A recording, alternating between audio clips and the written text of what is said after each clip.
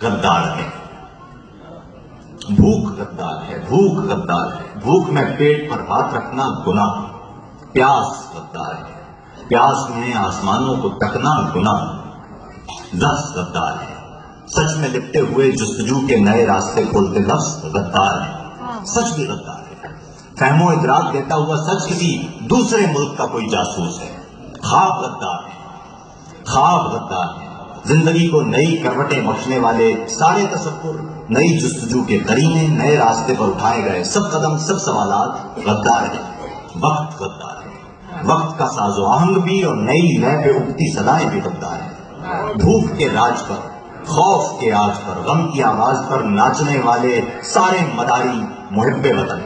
دیس میں بسنے والا ہر ایک سچ پسند، ظلم و وحشت سے دوری پہ ہر کاربن، سانس لینے کا حق مانگنے والا ہر نوجوان، زندگی کی رمق کھوجنے والا ہر خاندان، سارے غدار ہیں، سارے جاسوس ہیں، حاکموں صفحے سالار و اشرافیہ کے اشاروں پہ نہ ناچنے والے کفار ہیں، ناقدین سازشی، سوچنے والے گستاخ ہیں، اور وہ سارے قلمکار ایجنٹ ہیں جو نگوں سر نہیں، وہ جنہیں فطرت سبز نے جاں فشانی سے لوگوں کے چہروں پہ اگتی تھکن، وحشتیں، تیرگی، دور پرشور کی سچی تعریف میں ٹانک دینے کی گستاخیوں کا جریدہ کیا،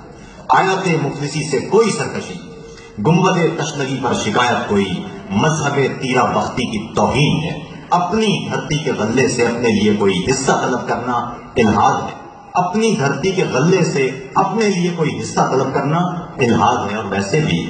گندم تو شیطانیت ہی کی ایجاد ہے، بھوک غدار ہے۔ آپ کا ایک قصہ دل کو لگ گیا کہ سوچنے والا گستاخ ہے، اور آج کل یہی حال ہے کہ سوچنے والا گستاخ ہے۔